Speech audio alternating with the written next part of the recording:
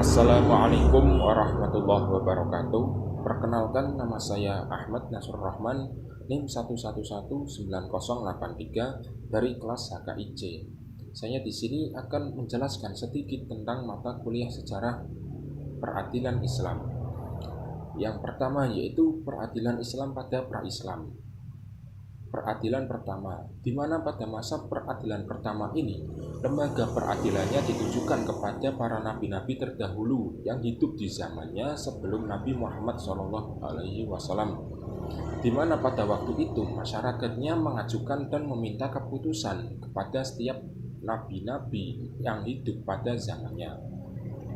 Selanjutnya, peradilan bangsa Romawi, Persia, dan Mesir kuno, di mana pada masa peradilan Romawi, Persia, dan Mesir kuno sudah memiliki lembaga peradilan yang terorganisir dengan baik dan memiliki undang-undang yang dilaksanakan oleh para qadhi.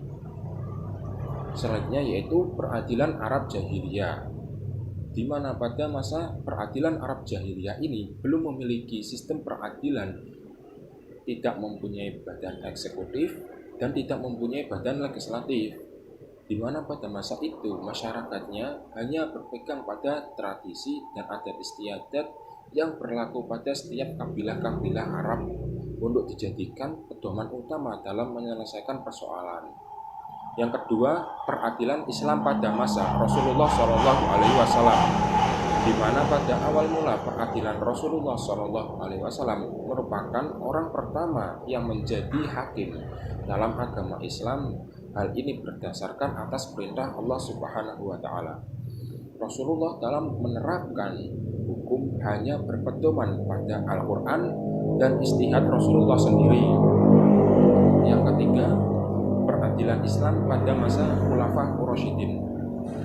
Setelah masa kepemimpinan Rasulullah SAW, kepemimpinan Islam diteruskan oleh para sahabat, yaitu Khulafaur Rasyidin, di mana masa Khulafaur Rasyidin ini peradilan diteruskan secara turun-temurun dari Nabi, yaitu Rasulullah SAW, diteruskan oleh sahabat Abu Bakar As-Siddiq, terus diteruskan lagi oleh Umar bin Khattab, dan terus diteruskan lagi oleh Utsman bin Affan, dan yang terakhir diteruskan lagi oleh Ali bin Abi Thalib. Di mana pada kepemimpinan Abu Bakar As-Siddiq ini beliau menetapkan hukumnya berdasarkan Al-Quran. Jika tidak menemukan dalam Al-Quran, beliau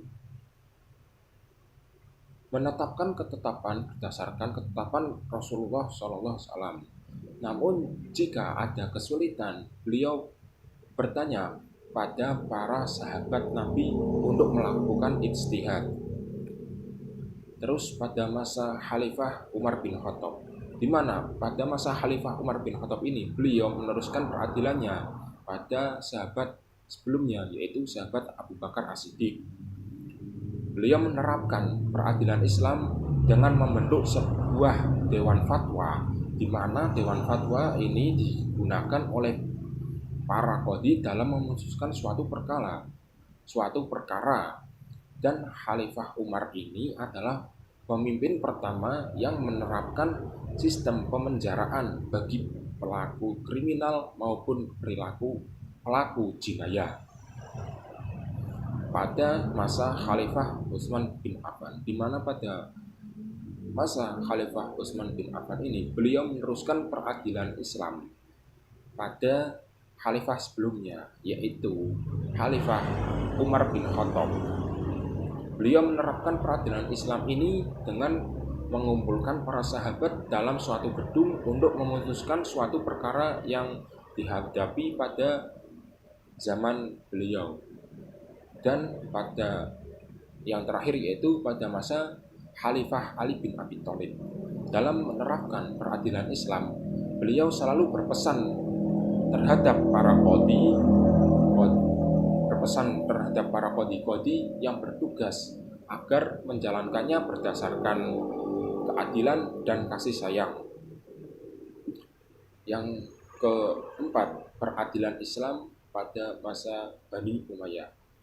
Setelah masa kepemimpinan Khulafaur Rasyidin, generasi Islam dilanjutkan oleh Bani Umayyah, di mana pada Bani Umayyah ini didirikan oleh Muawiyah bin Abi Sufyan.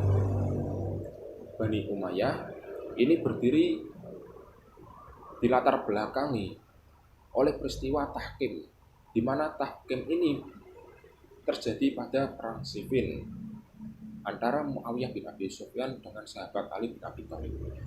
Dan dinasti Umayyah berkuasa selama 90 tahun lamanya, di mana pada masa Bani Umayyah ini lebih mengutamakan bangsa Arab dibanding dengan bangsa Muslim lainnya, di mana pada masa peradilan Bani Umayyah ini posisi qadhi lebih utama dan sangat penting dalam sistem pemerintahan pada Bani Umayyah tersebut, di mana qadhi memutuskan perkara menurut ijtihad sendiri dan di mana putusannya berlaku untuk semua rakyat, baik rakyat biasa maupun penguasa. Terus yang kelima, peradilan Islam pada masa Bani Abbasiyah. Setelah pada masa pemerintahan Bani Umayyah, di mana pada masa Bani Umayyah itu runtuh, selanjutnya generasi Islam dilanjutkan oleh Bani Abbasiyah, di mana Bani Abbasiyah didirikan oleh Abdullah As-Saffah bin Muhammad bin Abdullah Ibn al-Abbas. Pada masa ini peradilan dipusatkan oleh para qadhi al-Qudad, di mana qadhi al-Qudad ini yaitu hakim agung, di mana pada masa Bani Abbasiyah ini hakim tidak lagi beristihad dalam memutuskan suatu perkara, namun mereka berpedoman kepada kitab-kitab madhab arba'ah, di mana madhab arba'ah ini terdiri dari Imam Hanafi, Imam Maliki, Imam Syafi'i, dan Imam Hambali. Yang keenam yaitu peradilan Islam pada masa Turki Utsmani. Turki Utsmani ini berdiri setelah hancurnya Turki Saljuk, di mana Turki Saljuk ini berkuasa selama 250 tahun lamanya,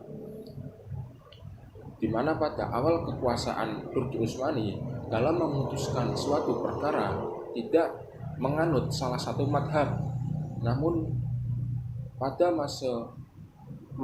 fase selanjutnya berikutnya, di mana Turki Utsmani ini menganut madhab Hanafi sebagai madhab resmi di negaranya. Sistem peradilan Islam pada masa Turki Utsmani ini diselenggarakan berdasarkan syariat Islam, di mana syariat Islam yang sudah ada dan sudah ditetapkan dalam agama Islam.